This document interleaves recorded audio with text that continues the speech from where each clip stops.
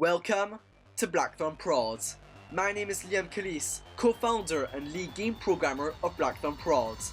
In the third episode of the Learn C# Fundamentals in 1 hour series, we will learn all about a key programming concept, functions. Alright, so what is a function and why should we be using them in our scripts? So simply, a function is a way to group code together.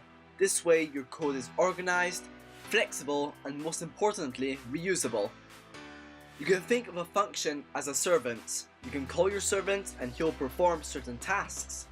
So you create a function, write some code inside of it, these lines of code act as the tasks the servant must perform, and then you can call that function anywhere from your script and those tasks will be executed. Alright, so now that we understand what a function does, let's head back to Unity and I'm going to show you how we can write some functions with C#. Alright, so I'm in Unity and I've got the project from last week's episode opened up, and I'm just going to go down to the assets pane, right click, go to create C# script, and I'm going to rename it to functions, then just double click on it to open it up in your text editor. So the way we create a function is first of all by writing the keyword void, then follow it with the name of your function, so in my case welcome player, then a pair of parentheses and finish it off with a pair of curly braces. Then all you have to do is insert some tasks for your function to do, and there we go, we have successfully created our very own function.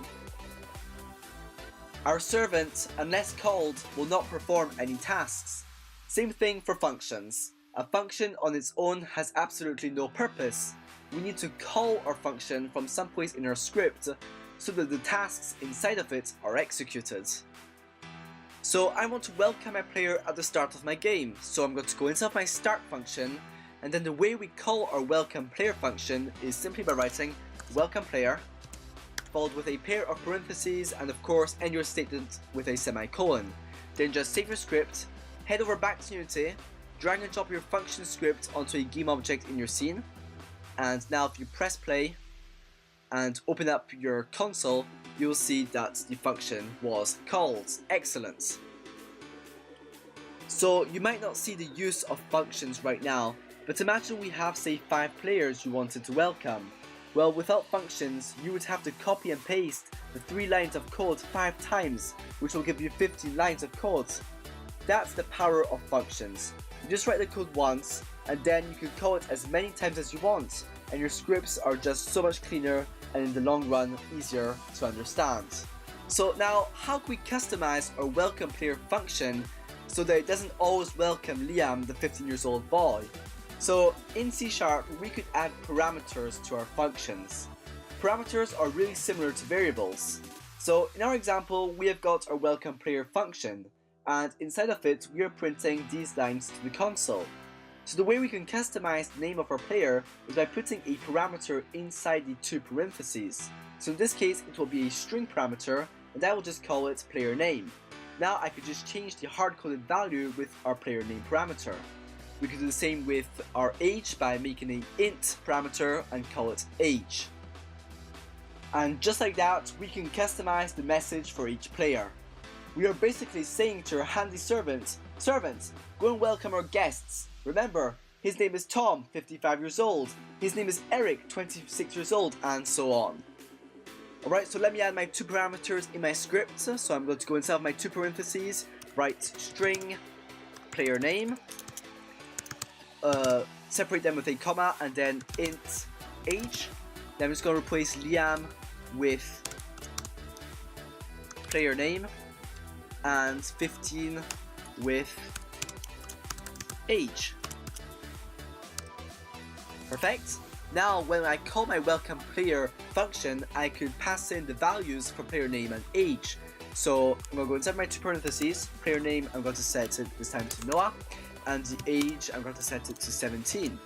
Now I could copy it and I could make another welcome player, and this time I'm going to say Liam and 15 years old. So now if I save my script, go back to Unity, I'm going to clear my console and press play, and now I will see your name is Noah, 17 years old, and then your name is Liam, 15 years old.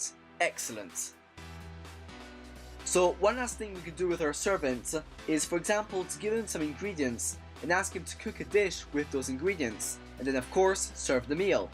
So we could basically return information from our functions. So that's where that keyword void comes into the story. Void means that the function does not return anything. We can of course return any basic type, so strings, bools, ints, and floats. So a very basic example would be to create a int function, because it will be returning an integer. I will call it add, and it will take in two int parameters, number 1 and number 2. Then this function will just add the two parameters together and store the result in an int variable called addition result. Then all I need to do is use the return keyword and follow it with what I want to return, so in this case my addition results variable. Alright, so I'm going to come right under my welcome player function and I'm going to paste in my add function that we saw right before. Now if I go inside my start function and create an int variable and call it addition 1, I can set it equal to my add function, and I'm going to add 5 and 10 together. So our addition 1 variable should be equal to 15. Now I can use my print function and print addition 1. We could also use the add function directly inside of the print function. So it would look something like this. Print, add, and I'm going to add 4 and 5 together.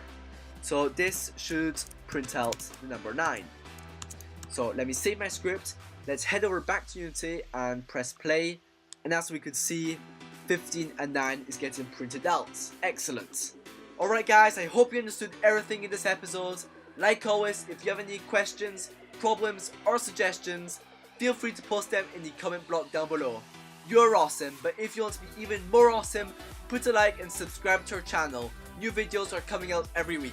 Alright guys, cheers!